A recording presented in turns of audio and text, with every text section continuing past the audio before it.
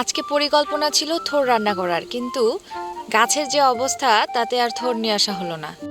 তবে আনাজি কচু দেখে মনে হলো যে বাড়িতে যেহেতু পাঙ্গাস মাছের একটা মাথা আছে আর কয়েকটা পিস আছে, তাহলে সেটা দিয়েই আমি কিছু একটা রান্না করতে পারি।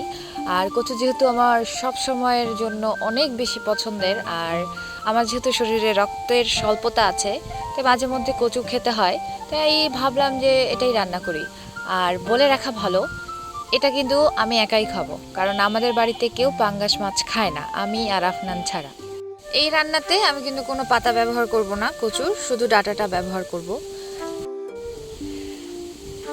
আর এটা আজকে রান্না করব একদম ট্রেডিশনাল ওয়েতে, যেভাবে গ্রামে আমাদের মায়েরা, আমাদের নানিরা রান্না করছে ঠিক সেইভাবে। আর এটা আসলে খেতে যে কত মজা, সেটা যারা রান্না করছেন বা খাইছেন শুধু তারাই জানেন, আর যারা এখনো জানেন না তাদেরকে তো অবশ্যই এটা ট্রাই করতে হবে। তবে এটা বলে রাখতে পারি যে মাছ, মাংস বা যে কোনো সুস্বাদু খাবারের থেকে এটা কিন্তু কোনো অংশেই কম যায় না। রান্না করতে করতে একবার মনে হলো যে এটাতে যদি আমি পাঙ্গাস মাছ ব্যবহার না করতাম তাহলে হয়তো আম্মাও খাইতে পারতো। আব্বার যেহেতু এটা খাওয়া হবে না, কারণ তার কিডনির সমস্যা আছে, কচু জাতীয় কোনো খাবার তার খাওয়া যায় না। তারপরেও একা না খেয়ে ভাবলাম আনিসা আপার সাথে শেয়ার তো করতেই পারি। উনিও পাঙ্গাস মাছ রান্না করলে আমাকে অবশ্যই না দিয়ে খাবেন না, সবসময় উনি আমাকে দিয়ে যান।